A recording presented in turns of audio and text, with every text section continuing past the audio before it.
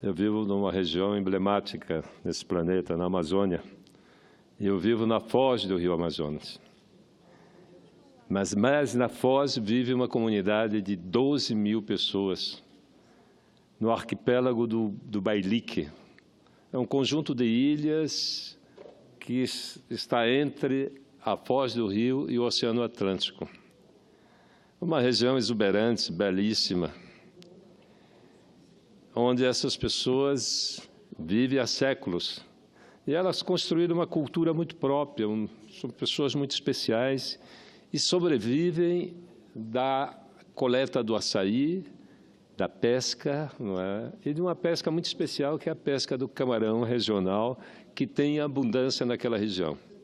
Eu estive esse final de semana nessa região, visitando algumas comunidades, estive em Tabatatuba, estive no Igarapé Carneiro, na Macedônia, na Vila Progresso, no Franquinho. São 12 mil pessoas espalhadas em mais de 30 comunidades, em pelo menos 8 ilhas. E esse povo insiste de viver ali, ali é o seu habitat. E eles tinham um sonho, que eu compartilhei esse sonho com eles há muitos anos. Era de ter energia elétrica 24 horas por dia. E aí, quando eu fui governador, em 1995 a 2002, eu instalei um gerador e garantimos o fornecimento de energia 24 horas por dia. Foi, assim, uma explosão. Porque essas comunidades, para cada familiar que vive ali, para cada indivíduo, tem pelo menos 10 que vivem na cidade, que migraram por falta de condições de sobrevivência. E aí, com o programa Luz para Todos, eles pleitearam a interligação com o Sistema Nacional. Imagine, na foz do rio Amazonas, se interligar ao Sistema Nacional é um enorme desafio. E aí o programa financiou essa extensão, que é uma rede de 100 quilômetros, que vai da usina hidroelétrica Coraci Nunes até a foz do rio Gurijuba,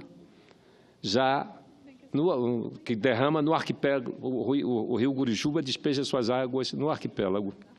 E aí, para atravessar o rio Amazonas, tinha que passar um cabo subaquático, uma obra de engenharia fantástica, o que foi realizado. O cabo subaquático atravessou e a rede de distribuição foi instalada. E quando chegou a energia, com a qualidade fornecida pelo Sistema Nacional, foi uma grande festa, uma grande alegria. No entanto, senhora senadora, esse sonho se transformou num enorme pesadelo de uma noite que parece não ter fim. O que é que acontece? Houve um estudo mal elaborado dos impactos ambientais, não é? De uma região que a natureza é exuberante, mas ela é extremamente agressiva. É uma floresta de várzea, e a linha de transmissão passou por debaixo da copa das árvores. E as árvores dessa floresta, elas se renovam com muita rapidez, porque o crescimento de uma árvore, de uma floresta de várzea, é de metros por ano, de 3, 4 metros por ano. E as árvores tombam sob a linha de alta tensão. E aconteceu um outro fenômeno também, um fenômeno chamado de terras caídas. Veja só, na verdade é uma mudança de um rio, o rio Araguari, que é um rio poderoso, que despejava no Atlântico e que o encontro das águas do rio Araguari com a do Oceano Atlântico formava a Pororoca, uma onda gigante que foi cantada em prosa e verso, que foi utilizada pelos surfistas, e eles deram uma enorme divulgação à Pororoca. Veio canais de televisão do mundo inteiro para filmar o surf na Pororoca. Pois olha, as duas hidroelétricas construídas no leito do rio Araguari assorearam a foz do rio, e o rio mudou o seu curso, despejando as suas águas no arquipélago, e a força dessas águas está dissolvendo as ilhas e causando a erosão chamada fenômeno das terras caídas. E essa linha de transmissão de um investimento de 30 milhões de reais está completamente perdido. Eu comuniquei ao ministro de Minas e Energia em dezembro do ano passado. 6 meses depois, o ministro de Minas e Energia me respondeu de uma forma lacônica, dizendo que ele estava fazendo um estudo em função do fenômeno da erosão que está arrasando as ilhas. Eu fiz um documento à Companhia de Eletricidade do Amapá pedindo um orçamento para recuperar o linhão, um linhão de 30 milhões. Eles me mandaram um orçamento da ordem de 23 milhões. Não há mais como pensar, né, em levar a energia, porque a natureza decidiu que não dá para passar por dentro das suas entranhas, a floresta não permite que essa linha de transmissão passe por ali. A solução é a energia solar. Esse não tem a menor dúvida. O problema é que os ministérios, os ministérios da nossa República, eles não têm noção do que significa viver na foz do rio Amazonas ou numa comunidade isolada na Amazônia. E os ministérios não têm técnicos capazes de apreciar, de analisar as propostas para implantação de energia fotovoltaica. Eu queria fazer um apelo aqui. Eu já pensei em um projeto de lei para tornar obrigatório que a União incentive a implantação da energia solar. Até porque no meu estado, lá no Oiapoque, uma empresa privada, numa parceria com o governo da França, de muitos anos, instalou 4 megawatts de energia e hoje a comunidade de Oiapoque está sendo iluminada, a energia que ela consome é de energia solar. Então, não é possível financiar porque os ministérios não têm os técnicos para avaliar, não é? Quando você coloca uma emenda parlamentar para implantar um sistema isolado, não é, por exemplo, nas montanhas de Tumucumaque. Lá não tem outra alternativa que não seja a energia solar. Mas os ministérios não se recusam a aceitar as emendas. É algo impressionante, não é? Como é que um país, um governo, vira de costa para as suas populações mais distantes?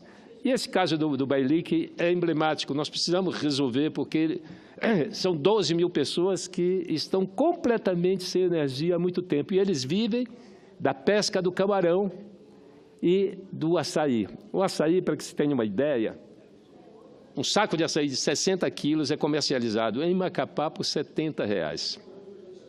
Lá na comunidade distante,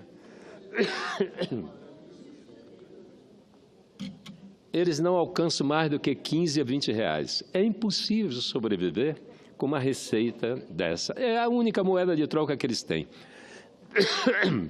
O camarão também é outra riqueza. Só que sem energia elétrica, tanto o açaí como o camarão é impossível de ser conservado. Então, eles vendem o camarão, o quilo do camarão a R$ 5. Isso quando encontra consumidor, quando encontra comprador. Então, essas 12 mil pessoas estão completamente abandonadas, né? Lá não chega o poder estadual que deveria assisti-los, não é? As escolas estão caindo, o rio está engolindo as escolas, a erosão está destruindo as casas e a comunidade está migrando para a cidade. Veja que situação. E outra coisa dramática é o estado de pobreza em que essa população se encontra, com a ausência do Estado e também sem possibilidade de comercializar os seus produtos. A miséria bateu na porta, a pobreza bateu na porta de todos. Mas isso tem solução. Veja, 1 quilo de camarão por R$ 5, não é? Basta implantar, e ali, quando eu fui governador, nós implantamos 3 fábricas, uma fábrica de processamento de camarão para poder agregar valor a esse produto e garantir um preço, uma remuneração melhor pelo trabalho dessas pessoas.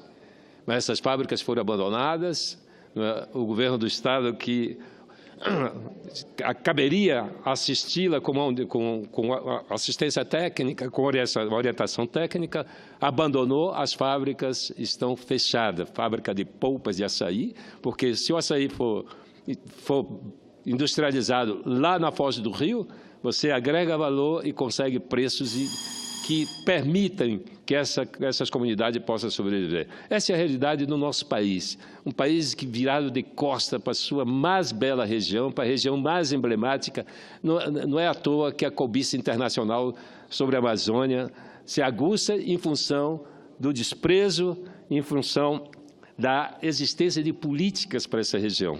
Então, uma região riquíssima, uma região que pode superar as dificuldades que o Brasil enfrenta, mas, infelizmente, não há políticas para poder aproveitar e incluir essas populações que vivem nessas regiões isoladas. Era isso, senhora presidente. Muitíssimo obrigado.